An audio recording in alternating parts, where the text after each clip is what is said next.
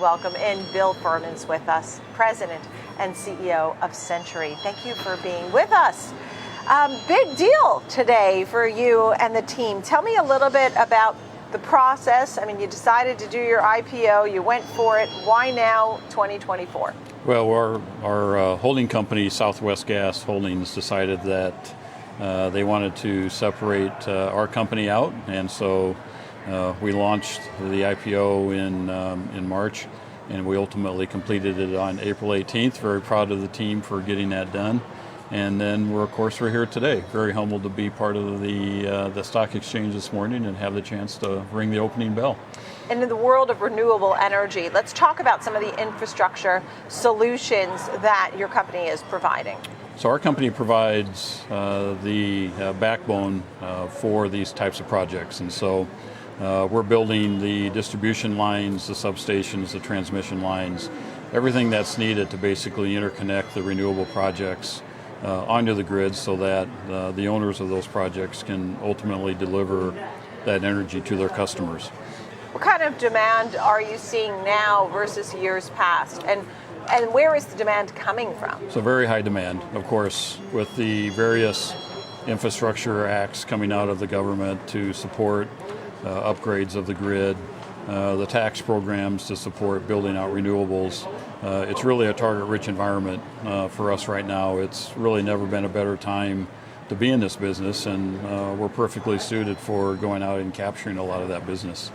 How is your role as CEO of Berkshire Hathaway Energy sort of translated into this? I mean, I have to mention that. That's huge. Well, and people love that. I mean, people love that. So tell me about your past and how you're using it to help your future. Well, I've been in the energy business for 43 years, and I recently retired from BHE in October and was really planning to be off for a while, and then this opportunity came up for which I've never personally been a part of an IPO or run a public company. Of course, with Berkshire Hathaway Energy, we took companies private. Right. So this is a new experience for me, and my time at Berkshire Hathaway Energy was basically a master class in business every day, working for Greg and others there, and so all that has translated very well into this company, and really it's about execution, and that's what we've been doing my entire career. Yeah, and look, I mean, I don't know how closely you've worked with Warren Buffett, but we've talked about the rails for him and coal and all of these different things, but you have this evolution, and there was this belief in energy, and now you have renewable energy. And so how have you had to sort of transform mentally, right, to a whole new world? It's been part of the process to go through, and again, being part of a public company now has a lot more transparency, a lot more time needing to be spent with investors and making sure that the communication is very solid with them. And of course, that's something I didn't have to worry about too much when we were a private company. Tell me more about the challenges of meeting North America's growing energy demands, and what would those be exactly?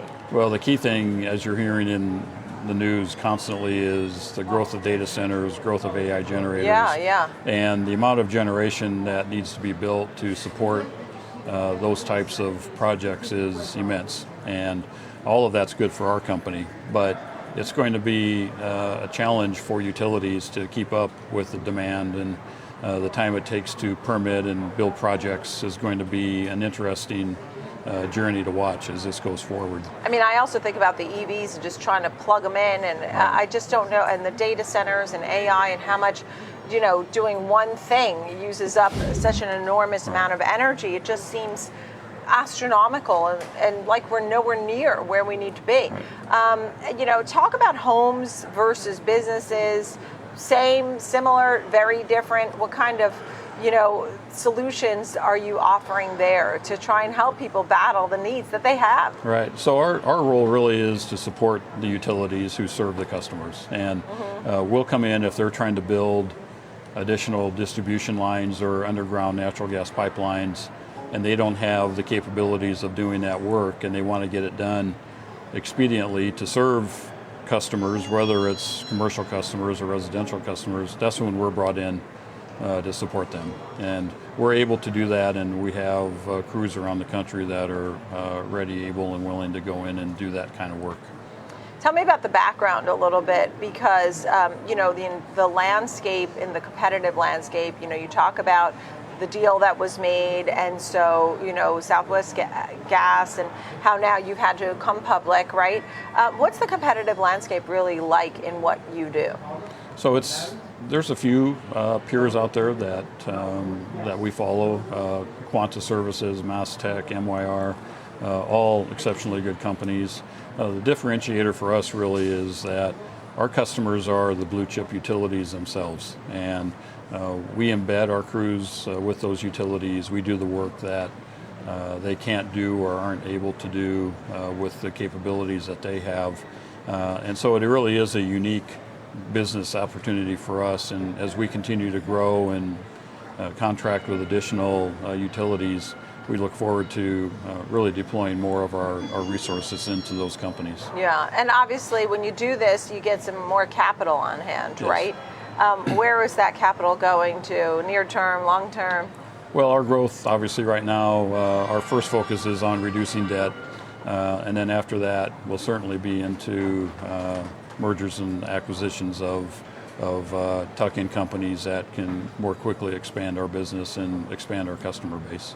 Look, this is your day, so I'll leave you the opportunity with a final thought here on your IPO day, commemorating that April 18th day. Final thoughts. Well, just really humbled to be here. It's been an honor to be a part of the New York Stock Exchange now, and as we go forward as a public company, we look forward to a long and hopefully fruitful future.